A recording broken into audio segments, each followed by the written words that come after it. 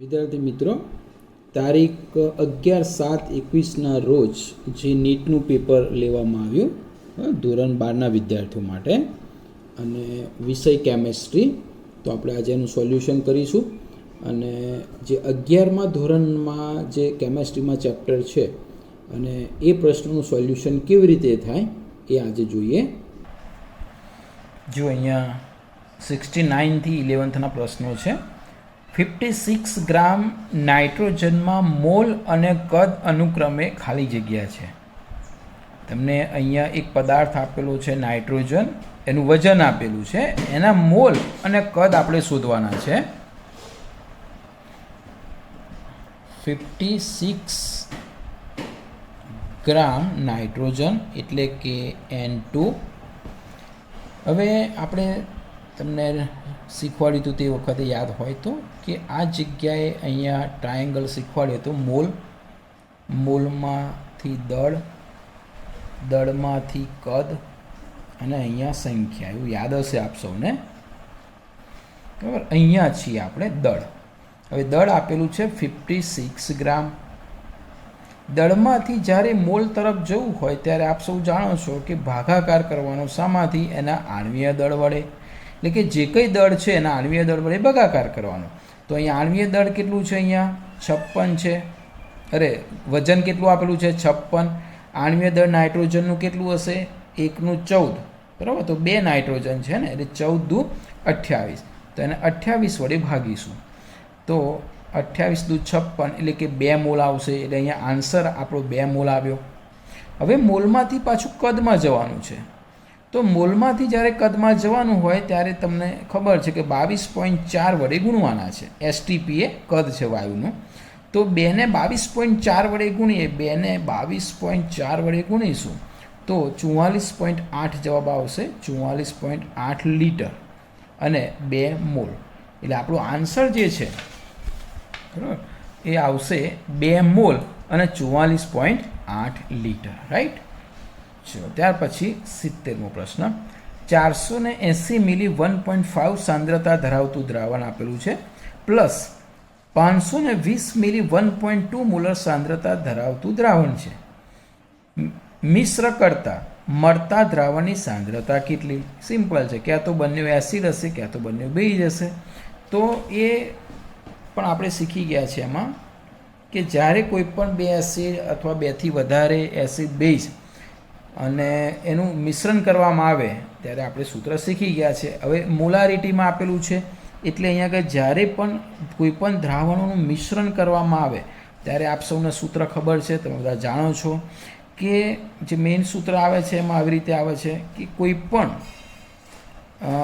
દ્રાવણનું જ્યારે મિશ્રણ કરીએ ત્યારે એ જે દ્રાવણ છે કોઈ પણ એક દ્રાવણ એની મોલારિટી ગુણ્યા એનું કદ પ્લસ બીજું દ્રાવણ છે એની મોલારિટી ગુણ્યા કદ. આવા 3 હોય તો 3, 2 હોય તો 2, અહીંયા 2 છે બરાબર, is equal to m into v. એટલે અહીંયા જે તે 9 દ્રાવણ બને એની મોલારિટી ગુણ્યા કદ જે છે એ આ બધાના મોલારિટી ગુણ્યા કદ, મોલારિટી ગુણ્યા કદનો ગુણાકાર જે છે એનો સરવાળો જ્યારે થાય ત્યારે 9 જે દ્રાવણ બને એ મોલારિટી અને કદના ગુણાકાર જેટલું હોય. બરાબર, તો અહીંયા આપણને સાંદ્રતા પૂછેલી છે એટલે કે આપણને આ પ્રશ્ન પૂછેલો છે. તો અહીંયા તમે જુઓ, પહેલું દ્રાવણ છે 480 મિલી અને 1.5 એમ સાંદ્રતા. તો એને આપણે એક તરીકે લઈએ M1V1. તો અહીંયા M1 1.5 બરાબર ગુણ્યા 480 મિલી એટલે કદ લઈશું 480 મિલી પ્લસ M2 આપેલું છે 1.2 ml એટલે 1.2 મોલારિટી ગુણ્યા કદ લઈશું 520 બરાબર. હવે આ બાજુ છે MV, તો એમને સૂત્ર કરતાં બનાવીએ આપણે, એમ શોધવાના છે રાઈટ. તો એમને સૂત્ર કરતાં બનાવીશું તો વી છેદમાં જશે, તો વી છેદમાં જાય તો વી એટલે કે કુલ કદ કેટલું થશે? 480 મિલી વત્તા 580, સાઈડમાં સરવાળો કરી દઈએ, 480 વત્તા 520 રાઈટ. 0, 5 ને 4 9 અને 1 10. એટલે અહીંયા કુલ કદ જે છે કેટલું આવવાનું છે? 1000 આવવાનું છે. બરાબર. અને તમે આને આગળ કેલ્ક્યુલેશન કરશો આગળ, બરાબર, તો સાદા કેલ્ક્યુલેટરથી તમે એનો આન્સર આવશે 1.344 એમ, એટલે 1.344 એમ. બરાબર. તો આ રીતનો એ પ્રશ્ન હતો. આગળનો 71 જે છે તે CRની ધરાવસ્થામાં તેના ઇલેક્ટ્રોન બંધારણમાં ક્રોમિયમ આપેલું છે, રાઈટ, એનો ઝેડ આપ સૌ જાણતા હશો. તો એના ઇલેક્ટ્રોન બંધારણમાં L = 1 તથા L = 2 હોય તેવા ઇલેક્ટ્રોનના બંધારણમાં હોય તેવા ઇલેક્ટ્રોનની સંખ્યા અનુક્રમે, અચ્છા, L બરાબર 1 અને L બરાબર 2. આ L કયા ક્વોન્ટમ આંક છે? બરાબર, 4 પ્રકારના ક્વોન્ટમ આંક શીખ્યા, N, L, M અને S. તો આ કોણીય ક્વોન્ટમ આંક, બરાબર, કોણીય ક્વોન્ટમ આંક જે આપણે શીખ્યા છે એના ઉપરનો છે. તો એ જોઈ લઈએ આપણે. જો ક્રોમિયમ જે છે CR, બરાબર, એનો ઝેડ આપ સૌ જાણો છો, ક્રોમિયમનો ઝેડ 24 છે અને આપવાદમાં ઇલેક્ટ્રોન રચના આવે છે એ પણ ખબર છે. તો એની ઇલેક્ટ્રોન રચના તમારે પ્રોપર હવે લખવી પડશે. તો ક્રોમિયમની જે ઇલેક્ટ્રોન રચના છે એમાં તમે આઉફ ને પાઉલી હુડના સિદ્ધાંત પ્રમાણે તમે લખશો તો 1s2 2s2 2p6 3s2 3p6 3d. હવે તમને ખ્યાલ હશે, જુઓ શું થાય છે, કેટલા થાય અહીંયા સુધી જોઈ લે. 6 6 12 13 14 15 16 17 18. હવે તમને ખબર છે કે અહીંયા આ આર્ગોનની રચના પૂર્ણ થઈ, રાઈટ. તો આર્ગોનની રચનામાં અહીંયા પૂર્ણ થઈ. હવે 3D અને 4s બે આવશે, તમે એ પણ જાણો છો કે 4s હશે. તો અહીંયા અપવાદ તરીકે આપણે જોયું હતું કે ડીમાં 5 ભરાશે અને 4sમાં 1 ભરાશે, રાઈટ. તો આવી એ ઇલેક્ટ્રોન રચના થશે CRની. હવે તમને શું કહે છે, જુઓ કે L બરાબર 1 અને L બરાબર 2 હોય તેવા ઇલેક્ટ્રોન બંધારણમાં હોય તેવા ઇલેક્ટ્રોનની સંખ્યા પૂછેલી છે. હવે કોણીય વેગમાન ક્વોન્ટમ જે છે L બરાબર, આપ સૌ જાણો છો કે L બરાબર 0 છે, L બરાબર 1 છે, L બરાબર 2 છે, L બરાબર 3 છે, આપ સૌ જાણો છો આ રીતે. જો L બરાબર 0 હોય તો આપણે એને S કક્ષક કહીએ છીએ, 1 હોય તો એ P છે, 2 હોય તો D છે અને F છે, રાઈટ. તો અહીંયા આપણને જે પ્રશ્ન પૂછેલો છે, બરાબર, જુઓ, L બરાબર 1 અને 2 એટલે કે L બરાબર 1 અને 2 એટલે કે P અને Dની વાત કરેલી છે. પહેલાં Pની વાત કરીએ અને પછી Dમાં. તો Pમાં કેટલા ઇલેક્ટ્રોન છે ચેક કરી લઈએ આપણે. તો અહીંયા P કક્ષકમાં 6 અને અહીંયા 6 એટલે કેટલા થશે? 12. એટલે કુલ 12 ઇલેક્ટ્રોન અહીંયા છે. ચલો, Dમાં કેટલા ઇલેક્ટ્રોન છે? જુઓ, Dમાં 5 એટલે અહીંયા એક જ છે એટલે કે 5 ઇલેક્ટ્રોન. તો આપણો આન્સર જે છે એ 12 અને 5 આવશે, રાઈટ. તો અહીંયા જે આપણો આન્સર છે કેટલો છે? 12 અને 5. આ રીતે એ ગણી શકાય. ચલો, ત્યાર પછીનો દાખલો જોઈએ. હાઇડ્રોજન વર્ણપટમાં જો ઇલેક્ટ્રોનને બહુસ્તરીય રીતે સંક્રમણ દ્વારા 6થમાંથી ત્રીજી કક્ષકમાં ભ્રમણ કરે છે તો અલ્ટ્રાવાયોલેટ ક્ષેત્રમાં રેખાઓની કુલ સંખ્યા કેટલી, રાઈટ. તો આપણે આ પ્રશ્ન જોઈએ. જો અહીંયા જે વાત કરી છે ને, હાઇડ્રોજન વર્ણપટને તમે શ્રેણી શીખ્યા છો, બરાબર, લાઇમેન, બામર, પાસમન, એ બધી શ્રેણીની વાત કરે છે. એમાં 6થમાંથી ત્રીજી કક્ષકમાં ભ્રમણ કરે છે એટલે કે જે N1 છે, બરાબર, એ N1 અને N2ની વાત કરે છે. તો N1 એ ત્રીજી કક્ષાની વાત કરે છે અને અહીંયા છઠ્ઠી એટલે છઠ્ઠામાંથી ત્રીજી કક્ષામાં જો આવે તો અલ્ટ્રાવાયોલેટ ક્ષેત્રમાં રેખાઓની સંખ્યા કેટલી? તો બહુ સિમ્પલ પ્રશ્ન છે. જો તમને આ ટેક્સ્ટબુકમાં તમને ખ્યાલ હોય તો ટેક્સ્ટબુકમાં કોઠો તમે શીખ્યા છો, રાઈટ. તો અહીંયા હવે જુઓ, પારજાંબલી વિસ્તારમાં રેખાઓ જે મળે છે એ ક્યારે મળે? પહેલામાં સંક્રમણ થાય. જો પહેલામાં આવે તો જ, બીજા ત્રીજા ગમે તેમાંથી જ્યારે પહેલામાં N બરાબર 1 હોય એટલે પહેલી કક્ષામાં આવે તો જ પારજાંબલીમાં રેખાઓ મળે. ત્રીજી ચોથીથી આગળમાં જો બીજી કક્ષામાં આવે તો દ્રશ્યમાનમાં મળે. અહીંયા ત્રીજામાં પૂછેલું છે તો ત્રીજામાં તો પાર રક્તમાં મળે, ક્યારે પારજાંબલી વિસ્તારમાં શક્ય જ નથી, રાઈટ. એટલે એક પણ રેખા પારજાંબલી વિસ્તારમાં મળવાની નથી. તો આપણે જે વાત કરીએ છીએ અહીંયા પ્રશ્નમાં કે અલ્ટ્રાવાયોલેટ ક્ષેત્રમાં રેખાઓની સંખ્યા, તો અહીંયા આન્સર આપેલો છે 0, બરાબર. કારણ કે બધા ક્યાં મળે છે અહીંયા, તો આ જે છે એ પાર રક્તમાં મળે છે ને, એટલે કે અહીંયા બધા મળે છે પાર રક્ત, અને એની ગણતરી તમને મેં શીખવાડેલી છે જે તે સમયે રેખાઓની સંખ્યા ગણવાની હોય તો. પણ અહીંયા પારજાંબલી પૂછેલું છે એટલા માટે અહીંયા 0 આવશે. આગળનો પ્રશ્ન, 43 પરમાણુ ક્રમાંક ધરાવતા તત્વની તરત જ ઉપર આવેલા તત્વની ઇલેક્ટ્રોન રચના. આ તો આવર્ત કોષ્ટક તમને આવડવું જોઈએ, બરાબર. અહીંયા ટીક કરેલી છે, કેમ એ, તો એનો ઝેડ ખબર હોવી જોઈએ. 43 જ્યાં છે ત્યાંથી એ ઝેડ તમને શીખવાડ્યું છે કે મેજિક નંબરથી શીખવાડેલું છે, જો યાદ આવે તો, કે ભાઈ કોઈ પણ પહેલી લાઈનના બીજા આવર્તના તત્વોના જો તમને ઝેડ ખબર હોય તો 43 પરમાણુ ક્રમાંક ધરાવતું તત્વ ક્યાં છે. કારણ કે જો તમે આવર્ત કોષ્ટક દોરવા જાઓ તો ઘણો બધો સમય લાગે. તમને મેજિક નંબરથી મેં શીખવાડ્યું છે આવર્ત કોષ્ટકની અંદર, બરાબર, કે એસ વિભાગ, ડી વિભાગ અને પી વિભાગ હોય તો એ જે બીજી આવર્ત છે એ બીજા આવર્તના જે કંઈ ઝેડ છે એમાં મેજિક નંબર ઉમેરો એટલે એની નીચેના બધા નંબર ઓટોમેટિક મળતા જાય છે, બરાબર. એ તમને ખ્યાલ હશે જ. જો તમને યાદ કરાવી દો, કદાચ ભૂલી ગયા હોય તો. આપણે n બરાબર 2 આવર્ત એટલે બીજા આવર્તથી આપણે શરૂ કરીએ તત્વો, બરાબર. તો એ તત્વોના આવર્ત કોષ્ટકમાં આપ સૌ જાણો છો એમ કે આ રીતે એસ વિભાગના તત્વો આવે છે. હવે તમને અહીંયા મેં તમને કહ્યું હતું કે બીજા આવર્તનું ખબર હોવી જોઈએ, તો ધારો કે અહીંયા ત્રીજો પરમાણુ ક્રમાંક ધરાવતું છે, અહીંયા ચોથો છે. હવે તમને ખબર છે કે આ 2 થાય ને પછી આ જગ્યાએ ડી વિભાગની શરૂઆત થાય. હવે ડી વિભાગ પૂરો જ્યાં થાય ત્યાં પી વિભાગમાં મેજિક નંબર મેં તમને લખાવ્યા હતા, બરાબર. ધારો કે પહેલું જે આવર્ત છે અહીંયા ઉપર એમાં 2 તત્વ છે એટલે 2 મેજિક નંબર, બીજાની અંદર 8 તત્વ છે, ત્રીજામાં પણ 8 તત્વ છે, પછી 18 તત્વ છે, પછી 18 તત્વ છે, પછી 32 છે.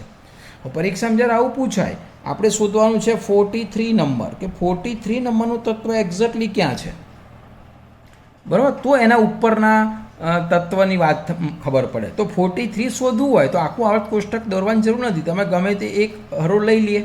ચલો અહીંયા 3 છે, રાઈટ. એના પછીનું કયું તત્વ હશે, કેટલા ઝેડ, તો એનો મેજિક નંબર 8 ઉમેરી દો, એની સામેનો 8 ને 3 11, 11ની સામે મેજિક નંબર ઉમેરી દો 19, 19ની સામે 18 ઉપરનો મેજિક નંબર ઉમેરી દો, બરાબર. તો આવશે 37. બસ આની નજીક પહોંચી ગયા આપણે, રાઈટ. તો 37 પછી અહીંયા 38 હશે, અહીંયા 39, અહીંયા 40, અહીંયા 41, અહીંયા 42, અહીંયા 43, એવું માની લઈએ આપણે. આ રીતે રફ દોરી દેવાનું પરીક્ષામાં, રાઈટ.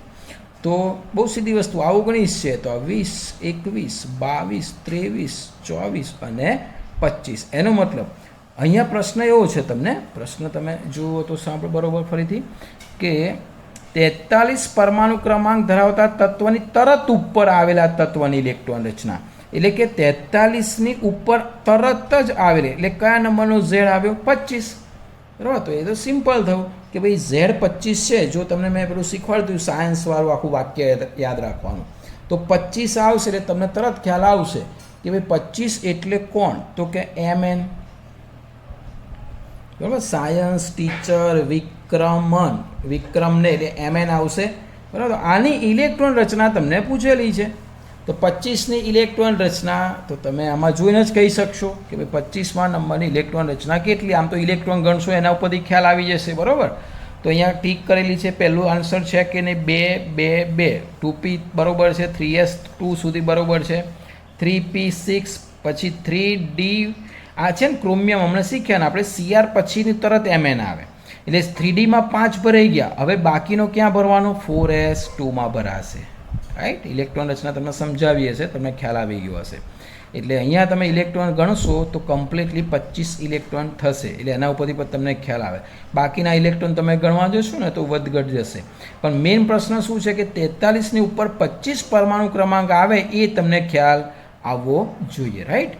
ત્યાર પછીનો પ્રશ્ન છે 74. નીચેનામાંથી કયો ક્રમ સાચો નથી, તો અહીંયા ટીક આપેલી છે ડી, પણ બાકીના બધા પણ જોઈ લો તમે એટલે તમને ખ્યાલ આવશે કે ભાઈ નીચેનામાંથી કયો ક્રમ સાચો નથી. હવે એસિડિક સ્વભાવ છે એ પણ આપણે જે તે સમયે શીખ્યા છે, NH3 PH3 SH3, બરાબર. તો અહીંયા એસિડિક સ્વભાવ કયો ક્રમ સાચો નથી એવું કહે છે. તો અહીંયા જેમ નીચે જઈએ છીએ તેમ એસિડિક સ્વભાવ જે છે એ વધતો જાય છે અને એ રાઈટ ઓપ્શન છે. આયનિક ત્રિજ્યા તમને ખબર છે કે લિથિયમ, પછી સોડિયમ, પછી પોટેશિયમ, CS વધતી જાય છે ક્રમમાં. પહેલો સમૂહ આ પ્રથમ સમૂહ છે એટલે તમને એ પણ ખબર છે કે આયનીય ત્રિજ્યાનો ક્રમ પણ સાચો છે, એટલે આ પણ સાચો ક્રમ છે, આ પણ સાચો ક્રમ છે. અચ્છા, બેઝિકતામાં તમે સમજાવ્યું હતું કે આવર્ત કોષ્ટકની અંદર જ્યારે ઓક્સાઇડની બેઝિકતા પૂછે તો ધાતુના ઓક્સાઇડ જે છે બેઝિક છે અને અધાતુના ઓક્સાઇડ એસિડિક છે, બરાબર. તો તમારે ક્રમ જોવાનો. તો અહીંયા બેઝિકતાનો ક્રમ કયો છે? તો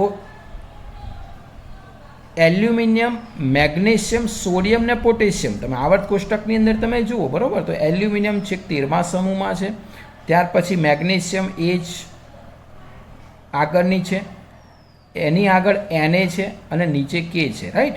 એટલે આમ જેમ જાઓ તેમ બેઝિકતા વધે એટલે Al કરતાં Mg ની વધાર, Mg કરતાં Na ની વધાર, Na કરતાં K ની વધાર, એટલે આ ક્રમ પણ સાચો છે. ચલો, આયનીકરણ ઉર્જા એટલે ઇલેક્ટ્રોન દૂર કરવાનો અને જે તાકાત આવે તે, બરાબર. તો આવર્ત છે આવર્ત.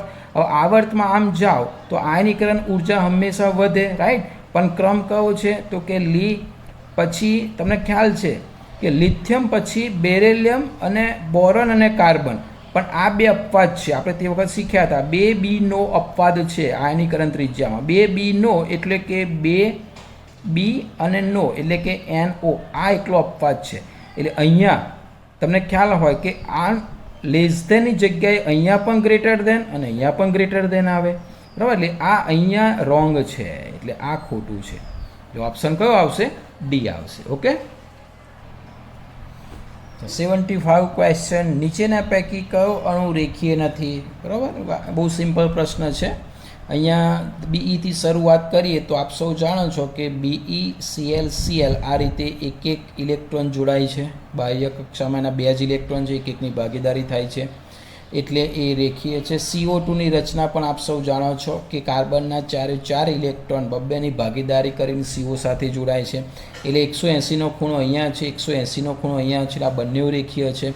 જો CO2 આ રીતે હોય તો સીધી વસ્તુ CS2 પણ આ રીતે જ જોડાવાનો છે, કારણ કે એક જ સમૂહના તત્વ છે.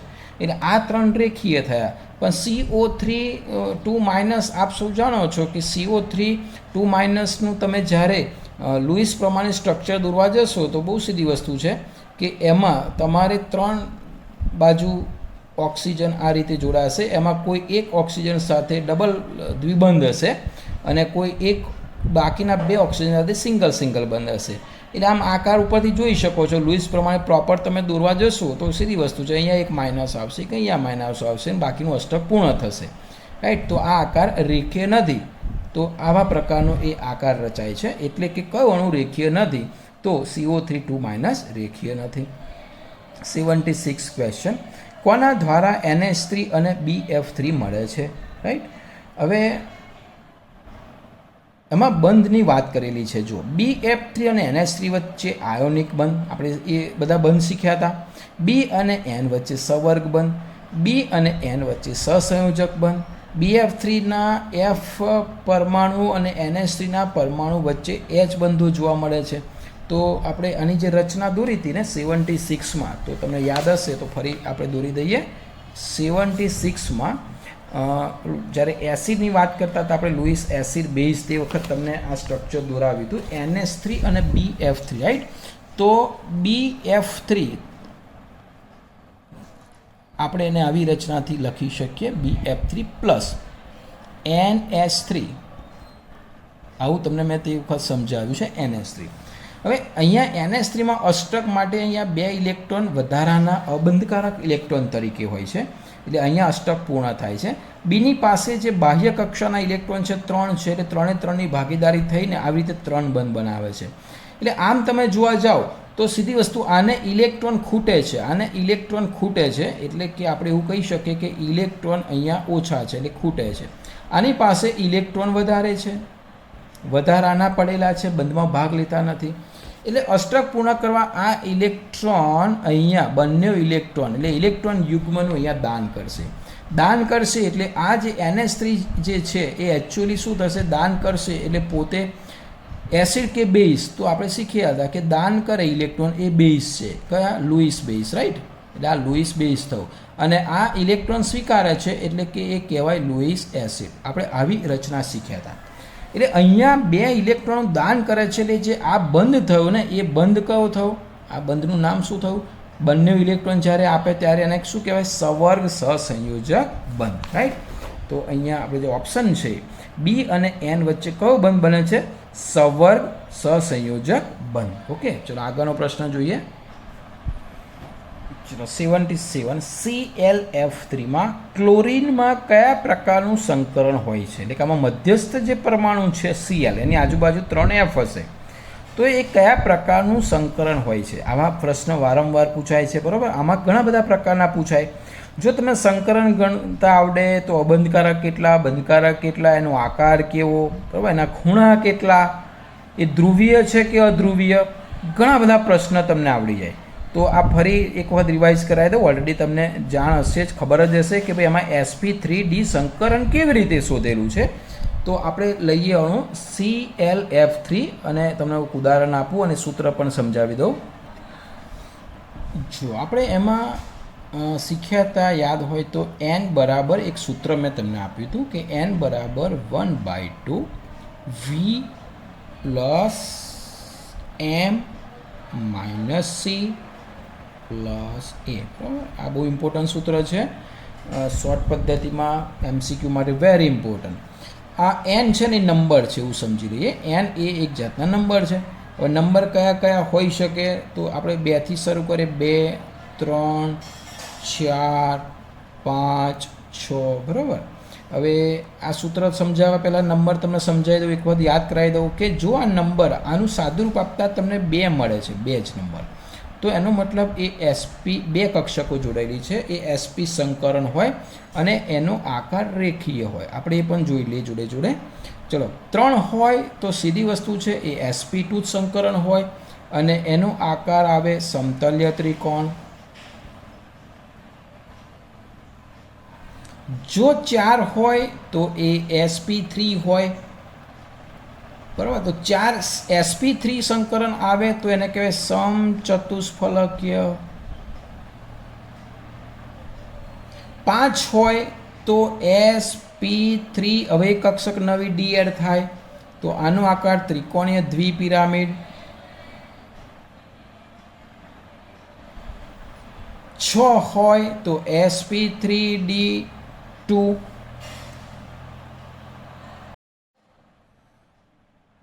6 હોય તો sp3d2, બરાબર. અને એનો આકાર આપણે ખબર છે અષ્ટફલકીય. આ તમારે યાદ રાખવું પડશે, પરીક્ષામાં ભૂલી જાઓ તો સાઈડમાં લખી દેવાનું. હવે આના ઉપરથી તમે કયો નંબર મેળવો છો, એના ઉપરથી કયું સંકરણ છે અને એના ઉપરથી કયો આકાર છે, હા, એટલું તમે ક્લિયર થઈ શકશે. તો અહીંયા આ 1/2 v જે છે ને, v એ વેલેન્સ સંયોજકતા કક્ષકમાં રહેલા ઇલેક્ટ્રોનની સંખ્યા, એટલે આ v જે બતાડે છે સંયોજકતા વેલેન્સ સેલમાં રહેલા ઇલેક્ટ્રોનની સંખ્યા બતાડે છે. m જે છે એ એક સંયોજક મોનો, રાઈટ. મોનો સંયોજક હોય તો એની જોડે કેટલા મોનો સંયોજક પરમાણુ જોડેલા છે તેની સંખ્યા બતાડે છે. તમને આ રિવાઇઝમાં તમને શીખવાડેલું છે, જે તે ચેપ્ટરમાં તમે જોશો તો ખ્યાલ આવશે, રાઈટ. આ તો ખાલી યાદ કરાવું છું. C છે એટલે કેટાયન વીજભાર જો કોઈ હોય, બરાબર, જેને પ્લસ વીજભાર કહીએ છીએ, તો એને માઇનસ કરવાના, અને એનાયન એટલે કે માઇનસ વીજભાર હોય એને પ્લસ કરવાના, રાઈટ. હવે આપણે અહીંયા જે પ્રશ્ન છે એમાં તો કોઈ વીજભારનો કોઈ પ્રશ્ન જ નથી. અહીંયા તમને જે પ્રશ્ન આપેલો છે એ પ્રશ્ન તો છે ClF3, બરાબર, રાઈટ. આવો પ્રશ્ન છે ને તમને કહું છે પેપરમાં, યસ, ClF3 પ્રશ્ન આપણે પૂછેલો છે. તો ClF3 નો આ રીતે સૂત્રની અંદર કિંમતો મૂકી દઈએ આ સૂત્રમાં, એટલે તમને ખ્યાલ આવશે. હા, તો ચલો એમાં n પહેલાં શોધી નાખીને તરત ખ્યાલ આવશે n 1/2 રાઈટ. ચલો સાઈડમાં વી એટલે વેલેન્સ. તો વેલેન્સ એટલે અહીંયા મધ્યસ્થ પરમાણુ ક્લોરીનની બહારની સંયોજકતામાં કેટલા ઇલેક્ટ્રોન આવેલા છે બહારના કક્ષામાં, તો કે 7. તમને એ પણ ખબર છે. ઓકે 7 પૂરા થઈ ગયા. પ્લસ મોનો એટલે આની આજુબાજુ એક પરમાણુય એક સંયોજક પરમાણુ જોડેલો છે, તો કે હા આ એફ જે છે બધા એક સંયોજક છે. કેટલા છે? 3. તો કે 3. કોઈ આયન વીજભાર છે, તો કે ના, એટલે કે વીજભાર કોઈ છે નહીં, એટલે પ્લસ માઇનસ અહીંયા કશું મૂકતા નથી. તો અહીંયા 1/2 ગુણ્યા 7 ને 3 10, 7 ને 3 10, એટલે અહીંયા તમે સાદુરૂપ આપશો બરાબર, તો કેટલો આવશે જવાબ? 5. ચલો 5 આવે તો કયું સંકરણ? sp3d. 5 આવે એટલે સંકરણ sp3d રાઈટ. તો આપણું જે પેપરની અંદર જે પ્રશ્ન પૂછેલો છે સંકરણ યસ ClF3માં કયા પ્રકારનું સંકરણ? તો કે sp3d રાઈટ. તો એ રીતે તમે યાદ રાખી શકશો. ચલો નીચેના પૈકી નાનામાં નાનો બંધકોણ શેમાં હોય છે? તો આપણે રચના 4×4ની દોરી દઈએ. ચલો પહેલાં છે IF7. હવે IF7ની જે રચના છે એમાં ટોટલી, હવે IF7ની રચનાની વાત કરીએ ને તો એ જે છે એ 6 કોણ અને 2 ઉપર, એટલું સમજાવું તમને. એમાં I છે ને એ વચ્ચે હોય રાઈટ. હવે IF7માં આઈની આજુબાજુ 5 એટલે પંચકોણ આ રીતે. અહીંયા પંચકોણમાં F F F F અને F, અને એક F અને એક નીચે, એટલે આવી રીતે IFની રચના હોય છે. તમે અહીંયા એનો ખૂણો જુઓ તમે બરાબર, તો 360 બરાબર ભાગ્યા 5 કરો તો એ જે કંઈ ખૂણો અહીંયા તમને એ મળશે રાઈટ.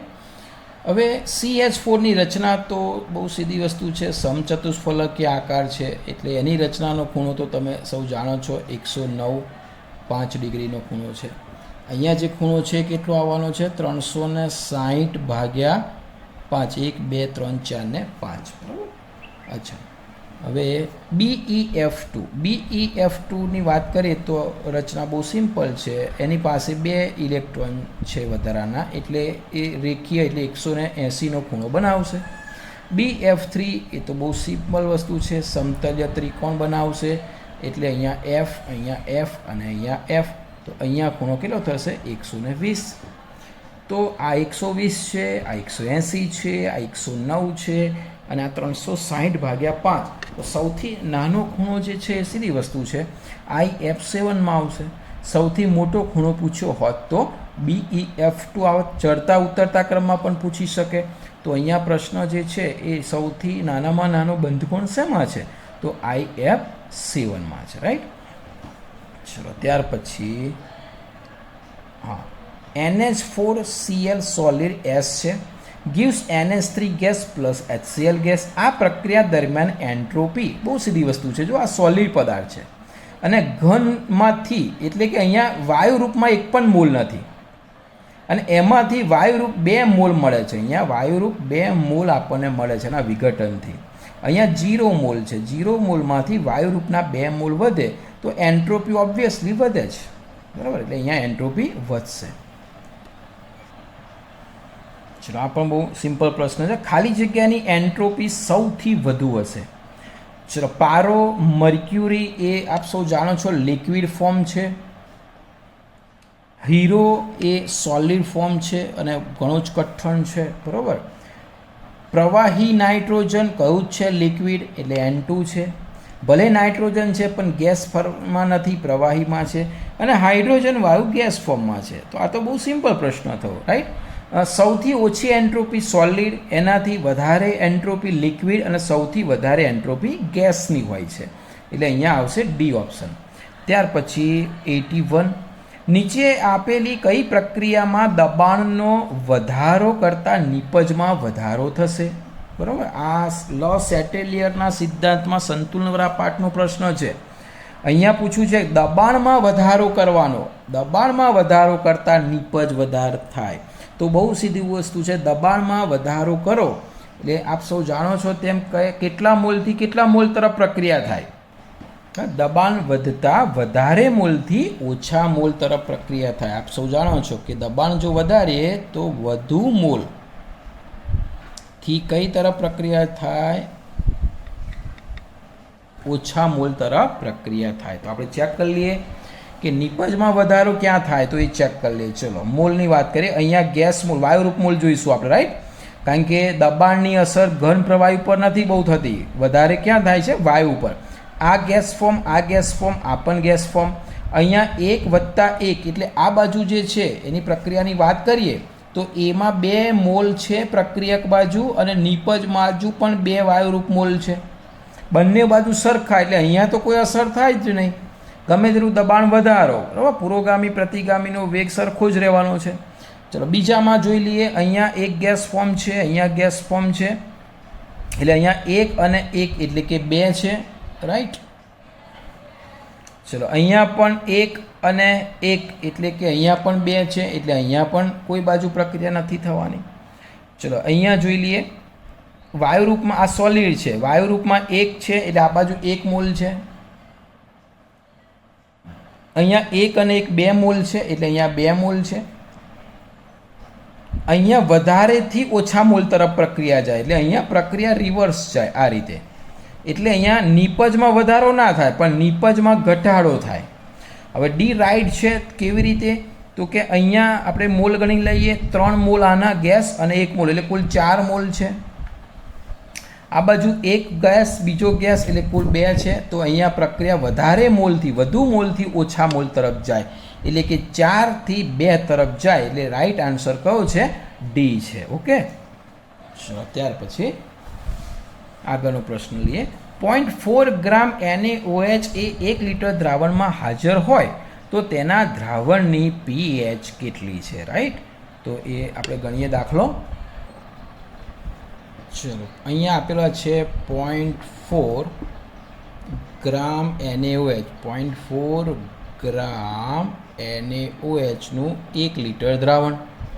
જો મોલારિટી ગણતા બહુ સિમ્પલ છે, મોલારિટી બરાબર વજન ભાગ્યા આણ્વીય દળ. તો અહીંયા આવશે 0.4 લીટર છે એટલે કોઈ પ્રશ્ન જ નથી, 1 લીટર, અને આણ્વીય દળ છે NaOHનું 40, એટલે મોલારિટી થશે 4/40 × 10, બરાબર. એટલે ઉપર આવશે 4, નીચે આવશે 400. ઓકે, તો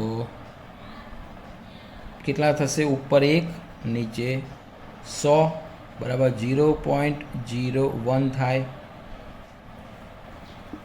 એટલે આ જે છે મોલારિટી, તો NaOHની સાંદ્રતા જ થઈ આ, બરાબર. NaOHમાં OHની સાંદ્રતા, કારણ કે મોલારિટી છે એટલે આ તો Na, તમને કદાચ ફરી યાદ કરાવી દઉં, NaOH છે એમાંથી બનશે Na+ અને OH-. તો આની સાંદ્રતા 0.01 હોય તો આની પણ 0.01 ને આની પણ 0.01 હોય, બરાબર, કારણ કે પૂરેપૂરું સંપૂર્ણ આયનીકરણ થાય. હવે આપણે તમને pH પૂછેલી છે ને, રાઈટ. તો pH માટે અહીંયા તો POH મળશે. તો POH બરાબર -log OH- બરાબર -log. હવે આને આપણે સાદી રીતે લખવું હોય તો 10⁻² થાય, પોઈન્ટ અહીંયા જાય એટલે. તો OHની સાંદ્રતા આટલી લઈશું એટલે 1 × 10⁻². તો 1, આ તો બહુ સિમ્પલ છે, રાઈટ. 1 log 1 0 થઈ જશે એટલે આ 10⁻² આગળ આવી જશે. એટલે કે અહીંયા આગળ POH જે છે એ કેટલી આવવાની છે, 2. POH 2 આવી. તો pH કેટલી આવે, તો એમાંથી 14માંથી બાદ કરવાની. તો pH કેટલી આવશે, 12 આવશે, રાઈટ. તો આ રીતે દાખલો ગણાય. તો અહીંયા ચલો pHમાં આન્સર આપેલો છે, કેટલો છે, 12, રાઈટ. હા, હવે આગળનો પ્રશ્ન છે 83 પ્રશ્ન. મેંગેનીઝ V ડબલ એટલે 7 થયા ને, આ કયો આંકડો છે, 7. ઓક્સાઇડ સંયોજનનું આણ્વીય સૂત્ર કયું છે? આ રેડોક્સ પ્રક્રિયામાં આ જે લખ્યું સ્ટોક નોટેશન પદ્ધતિનું નામ છે મેંગેનીઝ 7 ઓક્સાઇડ. તો સ્ટોક નોટેશનની અંદર તમારે ખાલી મેંગેનીઝનો ઓક્સિડેશનાંક 7 છે એમાં જે આવતો હોય એ એનું આણ્વીય સૂત્ર થયું, બરાબર. તો આપણે અહીંયા બધાનું ગણીએ. જો આનો 4 દુ 8, હવે એકચ્યુઅલી અહીંયા આગળ માઇનસ ઉપર હશે તો જ શક્ય બને, બરાબર, અથવા નથી આપ્યું આપણે એવું માની લઈએ. એટલે 4 દુ 8, પેલી બાજુ જાય તો +8 જે શક્ય નથી. 3 દુ 6, બરાબર, 6 પેલી બાજુ જાય પ્લસ, અને અહીંયા ડિવાઇડેડ બાય 2 એટલે અહીંયા +3 ઓક્સિડેશનાંક તમને ગણતા આવડતું હશે આ રીતે. આનું પણ 4 દુ 8, 8 ભાગ્યા 2 એટલે અહીંયા +4 આવશે. અહીંયા 7 દુ 14, 14 પેલી બાજુ જાય એટલે +14 આવશે, +14, અને ડિવાઇડેડ બાય 2 AMN છે એટલે 2, તો અહીંયા આવશે +7. તો +7 કોનો ઓક્સિડેશનાંક થયો? Mn2O7, એટલે એ ઉપરનું આવશે, રાઈટ. જો ત્યાર પછી હવે અહીંયા છે P4 + OH minus gives PS3 + S3PO2 minus પ્રક્રિયામાં P4 રિડક્શન કરતા તરીકે ક્યારે વર્તે? બરાબર, આ પણ રેડોક્સ પ્રક્રિયાનું એક ઉદાહરણ છે. તમારે અહીંયા બધાના ઓક્સિડેશનાંક ગણવા પડશે. ઓક્સિડેશનાંક ગણશો એટલે આનો ઓક્સિડેશનાંક કેટલો આવવાનો? 0 આવવાનો. હવે અહીંયા ઓક્સિડેશનાંક ગણી નાખીએ તો પીની જોડે જ્યારે H હોય, આપ સૌ જાણો છો ધાતુ સાથે જ્યારે H હોય ત્યારે H માઇનસ હોય છે, પણ અધાતુ સાથે હોય ત્યારે પ્લસ હોય. એનો મતલબ અહીંયા +3 Hનો ઓક્સિડેશનાંક થશે. એ H પેલી બાજુ જાય એટલે કે -3 થાય. એટલે આ પીનો ઓક્સિડેશન આંક કેટલો આવ્યો? -3. ચલો આનો જોઈ લઈએ. એટલે અહીંયા ગણતરી કરીએ તો 3 એટલે કે અહીંયા +3 છે, પછી પી એકલા છે, 2 દુ 4, -4 = -1 છે. તો 4માંથી 3 જાય એટલે -1, બરાબર, એટલે ઉપર માઇનસ છે, 2 દુ 4 અને 3, બરાબર છે. એટલે અહીંયા આગળ આવશે પીનો 4માંથી 1 જાય એટલે P -1 = -1, રાઈટ. તો અહીંયા P બરાબર 3PO2 આપેલો છે ને, ઓકે. તો અહીંયા -1 પેલી બાજુ છે જ અને +1 થાય. અહીંયા પીનો 0 થયો છે, 0 ના આવવો જોઈએ એટલે ક્યાંક ભૂલ છે સમીકરણમાં. હા, H2PO2 માઇનસ છે, યસ, અહીંયા ભૂલ છે. અહીંયા H3 ના આવવા જોઈએ, રકમમાં પ્રિન્ટિંગ મિસ્ટેક છે. H2 આવવા જોઈએ એટલે H2 આવશે, એટલે અહીંયા થશે +2, રાઈટ, બરાબર. હવે +2 થયા એટલે અહીંયા આવશે -2 પેલી બાજુ જાય એટલે કે +2, 0 ના આવવો જોઈએ એટલે કે +1 ઓક્સિડેશનાંક આવશે. અહીંયા ભૂલ છે, રાઈટ. અહીંથી ખબર પડી જાય કે H2PO2 હોય તો જ શક્ય બને. એટલે અહીંયા ઓક્સિડેશનાંક શું થયો? +1 થયો. હવે 0માંથી 1 ઘટે, 0માંથી 1 જગ્યાએ વધે છે. બહુ સીધી વસ્તુ યાદ રાખજો. હવે 0માંથી ઘટે તો રિડક્શન થાય, અને 0માંથી વધે તો ઓક્સિડેશન થાય. જો ઓક્સિડેશન થાય તો એ રિડક્શન કરતા. તો અહીંયા પૂછ્યું છે P4 રિડક્શન કરતા તરીકે ક્યારે વર્તે? જ્યારે એનું ઓક્સિડેશન થાય ત્યારે પોતે રિડક્શન કરતા તરીકે વર્તે. તો અહીંયા 0 થી +1 એટલે અહીંયાથી જો આમ જાય તો જ એ પોતે રિડક્શન કરતા તરીકે વર્તે. તો ઓપ્શનમાં શું આવશે? P4માંથી H2PO2 માઇનસ બને ત્યારે રિડક્શન કરતા તરીકે વર્તશે. ઓકે, તો ત્યાર પછીનો પ્રશ્ન જે છે તે 85. H2O2 માટે કયું વિધાન ખોટું છે? હવે H2O2 ની રચના તમે બધાએ જોઈ હશે, તો યાદ હોય તો આ જગ્યાએ આવા બંધ હોય છે, રાઈટ, આમ આવી રીતે. એટલે અહીંયા O હોય છે, અહીંયા H હોય છે, અને આ આપ સૌ જાણો છો કે આ પુસ્તક હોય એ રીતે હોય છે. આ એક જ સમતલમાં હોય છે અને આ બીજું સમતલ હોય છે, આમ, બરાબર. એટલે આ રીતે પુસ્તક ખોલે, આપણે લેપટોપ કેવું ખોલીએ છીએ એવી રીતે એના બંધ હોય છે. એટલે કે અહીંયા હવે પ્રશ્ન જોઈએ, આકૃતિ ઉપર પૂછેલું છે. એક તો પહેલું તે ઓક્સિડેશન રિડક્શન કરતા બંને તરીકે વર્તે, એ તો આપ સૌ જાણો જ છો કે એની બંને પ્રક્રિયાઓ શીખી ગયા. 2 OH બંધ એક જ સમતલમાં આવેલા છે. આ OH અને આ OH બંને જુદા જુદા સમતલમાં છે. આ એક ચોપડીના પેજનું ઉપરનું પાન હોય તો આ નીચે આડું છે, એટલે સમતલ જુદા જુદા છે. એટલે આ વિધાન ખોટું છે, રાઈટ.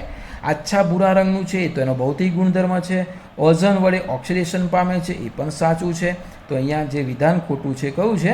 બી વિધાન ખોટું છે, રાઈટ. ત્યાર પછીનો પ્રશ્ન આવે છે 86. Na2CO3 ની બનાવટમાં સોલ્વે પદ્ધતિ વપરાય છે તો આડ પેદાશ કઈ મળે છે? હવે આમાં સોલ્વે પદ્ધતિના સમીકરણો આપ બુકની અંદર જોશો તો સોલ્વે પદ્ધતિના 3 અને પાછળના બીજા 3 સમીકરણ શીખવાડેલા, એમ કંઈ કુલ તમને 6 સમીકરણ શીખવાડેલા છે. એમાં 3 બનાવટના છે, રાઈટ. અને પછી જે બનાવટ છે આ સોલ્વે પદ્ધતિ સસ્તી કેમ છે તો પાછી પ્રોડક્ટ બનાવવા માટે એની સાઈડ પ્રોડક્ટ ફરી કામમાં આવે છે. તો એ તમે એ સમીકરણ જોશો એટલે તમને ખ્યાલ આવશે કે કેલ્શિયમ ક્લોરાઇડ, કાર્બન ડાયોક્સાઇડ અને એમોનિયા જે છે એ સોલ્વે પદ્ધતિમાં આડ પેદાશ તરીકે હોય છે. સમીકરણ ઉપરથી તમને ખ્યાલ આવશે. તો ત્યાર પછી પ્રબળ બેઝ કોણ છે તો આમાં તમને ક્રમમાં ગોઠવાને તો 13મા સમૂહના છે એટલે બાલ ઉગા ઇન ટાલ. આપણે આવું શીખ્યા હતા. હા, અહીંયા જીએ રહી ગયું. બાલ ઉગા અહીંયા આવશે GA, રાઈટ. તો આ રીતે ક્રમ છે. તો આ ક્રમની અંદર જેમ નીચે જઈએ છીએ રાઈટ, તેમ ધાતુનો ગુણધર્મ વધવાને કારણે અહીંયા બેઝ વધે છે. એટલે કે જેમ નીચે જાઓ તેમ પ્રબળ બેઝની શક્યતા વધતી જાય. ઉપર આવે તેમ નિર્બળ એટલે એસિડિક થઈ જાય, બરાબર. નીચે આવે તેમ બેઝ થાય. અને એમાં તમને ખબર છે કે એલ્યુમિનિયમ ગેલિયમ ઉભય ગુણધર્મી તરીકે પણ વર્તે છે, એસિડ બેઝ બંને તરીકે વર્તે છે. તો અહીંયા પ્રબળ બેઝ આપેલા છે. તો પ્રબળ બેઝમાં કોણ તો છેક નીચે કોણ છે તો કે છે TL છે. તો TLનો હાઇડ્રોક્સાઇડ પ્રબળ બેઝ તરીકે વર્તે છે. ચલો ત્યાર પછી નીચેનામાંથી કયું સંયોજન ભૌમિતિક સમઘટકતા દર્શાવતું નથી? આના માટે આપણે આકૃતિ દોરવી પડશે દરેકની. ચલો ભૌમિતિક સમઘટકતા દર્શાવવા માટે એટલે કે સીસ અને ટ્રાન્સ સમઘટક, બરાબર. આપણે આકૃતિ દોરીએ. 1,2-ડાયક્લોરો 1-પેન્ટીન. એટલે અહીંયા આપણે આકૃતિ દોરવા માટે જોઈએ તો આવું થશે. પેન્ટીન છે ને એટલે 1, 2, 3, 4 અને 5, રાઈટ. બધામાં પેન્ટીન છે એટલે 5 કાર્બન તો આવશે. નંબર આપણે કોઈ એક સાઈડથી આપી દઈએ. 1, 2, 3, 4, 5. 1,2-ડાયક્લોરો એટલે કે પહેલા અને બીજા ઉપર Cl છે. અને 1-પેન્ટીન એટલે એક પહેલા ઉપર જ દ્વિબંધ છે, રાઈટ. એટલે હવે અહીંયા આવશે C1, 2, 3, 4 CH, CH2 અને CH3. 1, 2, 3 એટલે અહીંયા આવશે CH. એટલે આવું બંધારણ અહીંયા બન્યું. બધાના પહેલાં બંધારણ દોરી દઈએ એટલે ક્લિયર થાય. ચલો ત્યાર પછી અહીંયા જોઈએ પેન્ટીન ફરીથી 1, 2, 3, 4, 5. 1, 2, 3, 4, 5. 1,3-ડાયક્લોરો એટલે કે 1 અને 3 ઉપર Cl આવશે. અને 3-પેન્ટીન ત્રીજા નંબર ઉપર દ્વિબંધ આવશે આ રીતે, બરાબર. અને અહીંયા આવશે CH3. 1, 2, 3 એટલે અહીંયા આવશે CH. 4 થઈ ગયા, બરાબર. CH2 પછી રચના જોઈ લઈએ આપણે. ચલો ત્યાર પછી અહીંયા આવશે 1, 2, 3, 4, 5. ફરીથી 1, 2, 3, 4, 5. 1,1-ડાયક્લોર એટલે બંને ઉપર Cl, અહીંયા Cl, અહીંયા Cl એટલે અહીંયા H આવશે. ત્યાર પછી 2-પેન્ટીન એટલે કે બીજા નંબરના કાર્બન ઉપર દ્વિબંધ આવશે આ રીતે. એટલે કે અહીંયા 1 H અહીંયા આવશે અને 1 H અહીંયા આવશે, રાઈટ. ચલો પછી ફરીથી પણ પેન્ટીન છે. 1, 2, 3, 4 અને 5. 1, 4. 1, 2, 3, 4, 5. 1, 4 એટલે 1 ઉપર આવશે અને 4 ઉપર આવશે. અને 2-પેન્ટીન છે એટલે બીજા નંબર ઉપર અહીંયા આ જગ્યાએ આવશે એટલે અહીંયા 1 H આવશે અને એક અહીંયા H આવશે. એટલે આવી કંઈક એક રચના થાય છે. હવે કોણ સમઘટકતા દર્શાવતું નથી તમને એવો પ્રશ્ન પૂછેલો છે. અને પાછી ભૌમિતિક સમઘટકતા. તો આપણે આકૃતિમાં ભૌમિતિક સમઘટકતા માટે સિસ ટ્રાન્સ માટે અને બધાને આકૃતિને આપણે આવી રીતે દોરવી પડશે. અહીંયા કાર્બન દ્વિબંધવાળા વચ્ચે લાવવું પડશે અને આ રીતે અહીંયા જુદા જુદા રાખવા પડશે, રાઈટ. ચલો આ કાર્બન અહીંયા આવે, અહીંયા H છે, અહીંયા Cl છે એટલે અહીંયા H છે, અહીંયા Cl છે. આ બાજુ પણ કોઈ એક જગ્યા જે છે એમાં CH 1, 2, 3 ને 4 અહીંયા H નહીં આવે, રાઈટ. અહીંયા H નહીં આવે, રાઈટ. તો અહીંયા આખી એક હરોળ છે CH2 CH2 CH3 અને અહીંયા આવશે Cl. તો આવી એક રચના બનશે. બરાબર, જોઈ લો ફરી. મેં તમને ખ્યાલ આવે સીસ ટ્રાન્સમાં ખબર પડે તમને કે શક્ય બને છે કે નહીં. Right, okay. ચલો, ત્યાર પછી બીજા નંબરની રચનામાં આપણે જોઈએ કે ત્યાં શું થાય છે.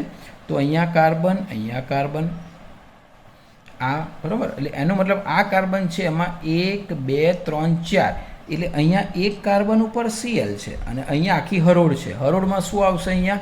તો કે CH2 અને પાછું અહીંયા Cl છે. રાઈટ, એટલે કે CH2 અને અહીંયા CH2, અહીંયા આવશે Cl. આવી એક રચના થશે. આ બાજુ કોણ આવશે? તો અહીંયા પણ બે ભાગ પડશે. એક બાજુ H આવશે, એક બાજુ CH3 આવશે. રાઈટ, ચલો ત્યાર પછી આગળ જોઈએ. હા, હવે અહીંયા શું થાય છે? તો કાર્બન કાર્બન દ્વિબંધ, આ બે કાર્બન આવી ગયા. તો અહીંયા બે ભાગ પડશે, અહીંયા પણ બે ભાગ પડશે. એક બાજુ અહીંયા H છે, બીજી બાજુ CH2 CH3 છે. અહીંયા બીજી એક બાજુ H છે અને બીજી બાજુ આ જગ્યાએ C અને એની જોડે H છે અને એની જોડે બે Cl છે. આવી એક રચના થશે. ચલો આમાં પણ જોઈ લઈએ. કાર્બન કાર્બન વચ્ચે દ્વિબંધ, એને 4 ભાગ પાડી દઈએ. તો અહીંયા આ જગ્યાએ તમે જુઓ તો H એટલે અહીંયા H છે, અહીંયા H છે. રાઈટ, પછી અહીંયા CH2Cl આવશે એટલે અહીંયા CH2Cl છે. તો બીજી બાજુ અહીંયા CH એની જોડે Cl અને પછી આવશે CH3. એટલે આવી રીતે રચનાઓ તમને જોવા મળશે. રાઈટ, તો હવે તમને એવું પૂછે છે કે ભાઈ પ્રશ્ન ક્યાં છે કે કયું સંયોજન ભૌમિતિક સમઘટકતા દર્શાવતું નથી? બરાબર, તો આ પ્રશ્ન હવે ચેક કરી લઈએ દરેકમાં. તો ભૌમિતિક સમઘટકતામાં જો આ બંને કોઈ પણ બે જોઈએ ને, રાઈટ, બંને આ સીસ ટ્રાન્સ થઈ શકે. Cl સામસામે આવે, અહીંયા આવે, એટલે કે આ ભૌમિતિક સમઘટકતા દર્શાવે છે. અહીંયા ચેક કરીએ તો સામસામેના એક પણ સમૂહ સરખા નથી, એટલે આ ભૌમિતિક સમઘટકતા નથી દર્શાવતું.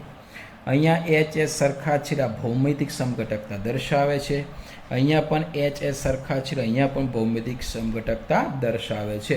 એટલે આન્સર આપણો આવશે 1,3-ડાયક્લોરો3પેન્ટીન. 1,3-ડાયક્લોરો3પેન્ટીન. અહીંયા આન્સર ભૂલ છે, સી નહીં આવે. અહીંયા આન્સર કયો આવશે? બી આવશે. Right, okay.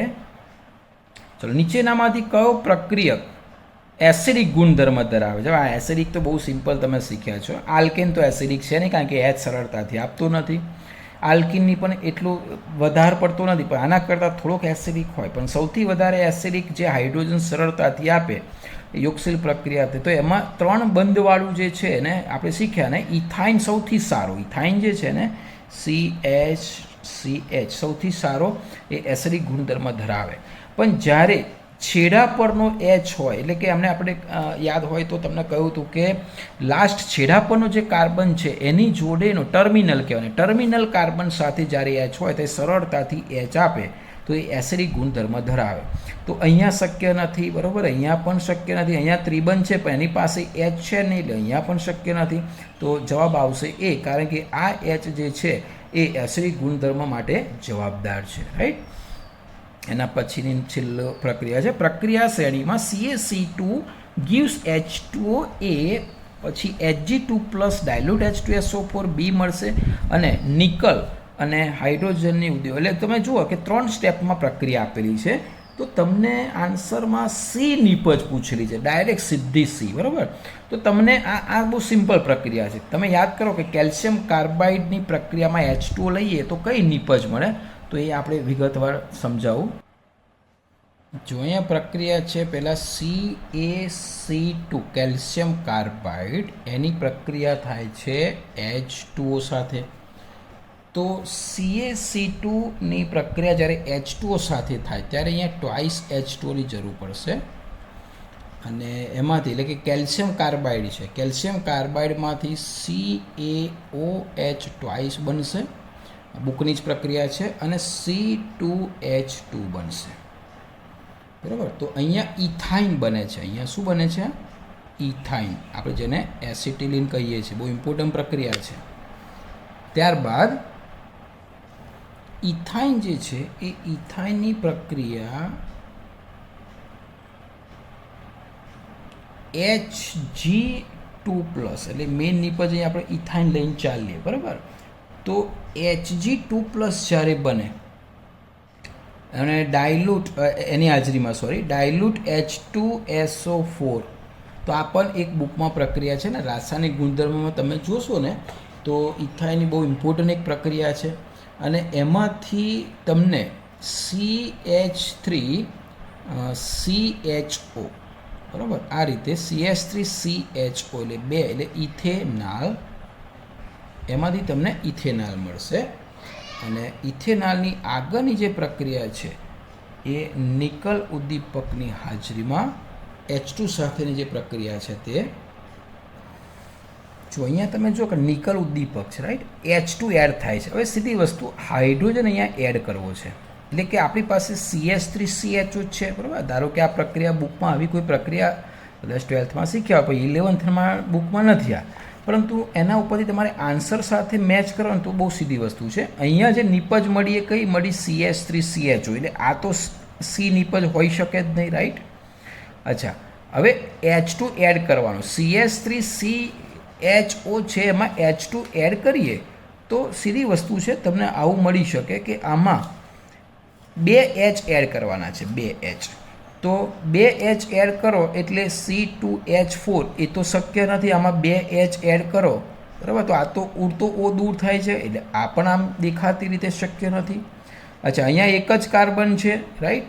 આપણે અહીંયા પણ વાત કરીએ પ્રમાણે 2 કાર્બન હતા, અહીંયા કાર્બન દૂર થયો અને H4 આવ્યા, એટલે એ પણ શક્ય નથી. પરંતુ આમાં તમે CH3CHOમાં 2 H ઉમેરો તો C2 તો છે જ, H3 ને એક 4 છે, તો 2 ઉમેરો એટલે 6 થાય અને 1 O, એટલે દેખીતી રીતે તમે પ્રક્રિયા જુઓ તો હવે જે નિપજ મળશે, નિપજ કઈ મળશે? C2H5OH, એટલે અહીંયા મળશે C2H5OH. એ આન્સર આપણે આવશે, રાઈટ. તો આ રીતે પેપરનું સોલ્યુશન મેં કરાવ્યું છે, થોડુંક ડીપમાં કરાવ્યું છે. તમારે બહુ સ્પીડની અંદર આ બધું જ નોલેજ ફટાફટ યાદ રાખવાનું છે, કારણ કે ઓછા સમયમાં તમારે નીટનું પેપર આપવાનું છે. એટલે જે પ્રશ્ન વધારે સમય બગાડે એના કરતાં બીજા કેટલાક પ્રશ્નો એવા હશે જે ફટાફટ, જેમ કે આ બધા પ્રશ્નો છે તમે જુઓ તો 5-5, 10-10 સેકન્ડના આન્સરમાં તમે એને આપી શકશો, રાઈટ. તો આ રીતે પેપર હતો. કોઈ પણ કોઈ ક્વેરી હોય ને હજુ ખબર ના પડી હોય, કદાચ આન્સરમાં ક્યાંક કોઈ જગ્યાએ મિસ્ટેક થઈ ગઈ હોય, બરાબર, તો મને વોટ્સઅપથી જાણ કરશો.